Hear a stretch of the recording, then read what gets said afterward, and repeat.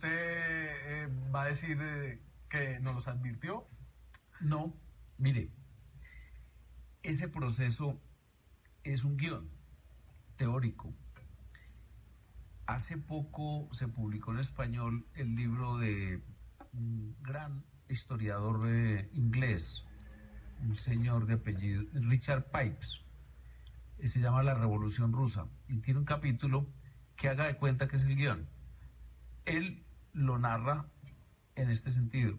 En 1917, Lenin, el gran revolucionario que es el maestro de los que usted vio ahí hablando en la constituyente venezolana, ellos son marxistas, leninistas, además se declaran así,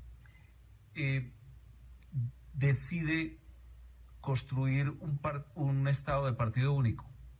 Y ese estado de partido único comienza por comenzar a demoler toda la estructura estatal, que en ese caso de Lenin no era la estructura zarista, que ya estaba de hecho derruida. Sí, ya había Estamos hablando congreso... casi un año después de la Revolución Democrática. Y comienza entonces un proceso muy parecido y con esa misma actitud, y en esa misma línea y con ese mismo lenguaje.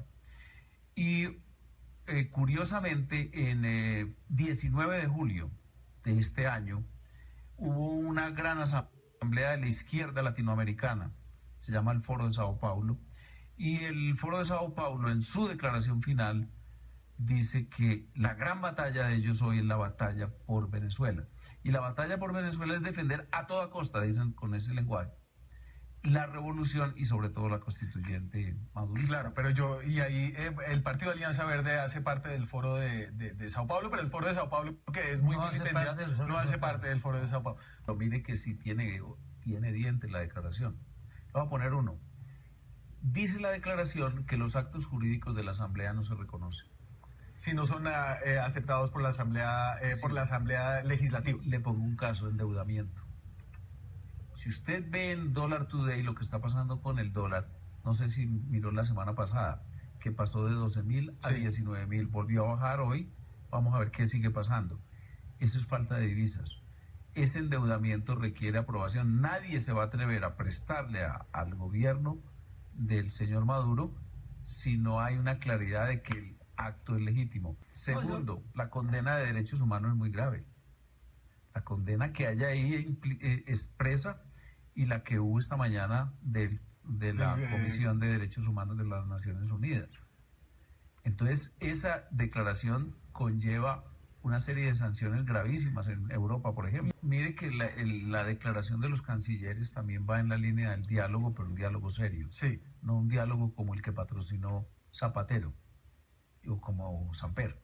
Estamos hablando de un diálogo que reúna a las partes verdaderas y que vaya dirigido a la salida de Maduro. Yo hago de todas maneras una aclaración respecto al final de este proceso, y con la aclaración conduce a cuestionar la salida, incluyendo Maduro. Maduro en este momento está siendo denunciado penalmente ante la Corte Penal Internacional por graves crímenes. Sí.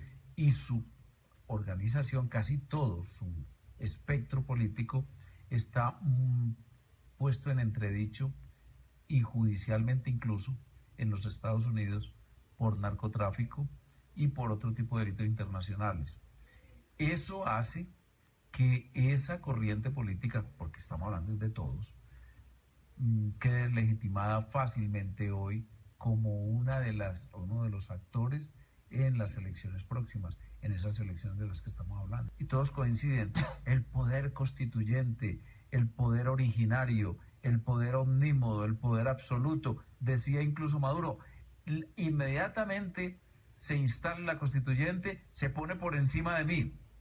Pues claro, lo que estaban preparando era pasos como, por ejemplo, destituya a Luis Ortega.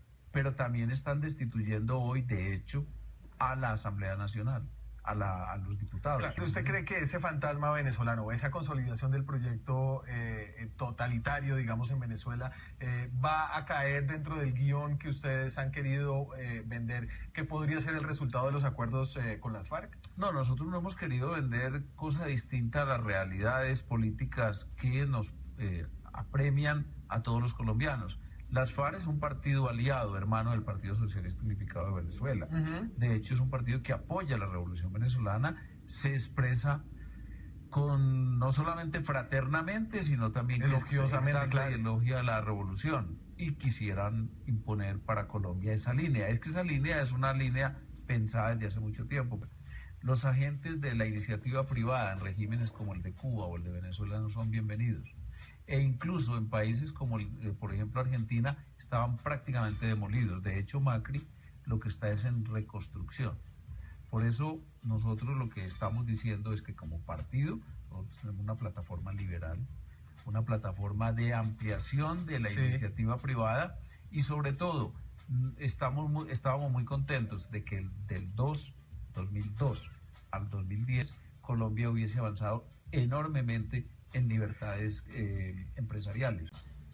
Nunca quise acusarlo de violación física de niños, aunque le dije violador de niños, pero bueno, ok, aclaración hecha, y él ya había aclarado, no me mire así, José Obdulio. A mí esto me parece excelente, es decir, es el segundo senador de la República que se retracta en un espacio de menos de 2 semanas. El Estado de Derecho en Colombia funciona. Me falta uno hace por ahí 2 meses.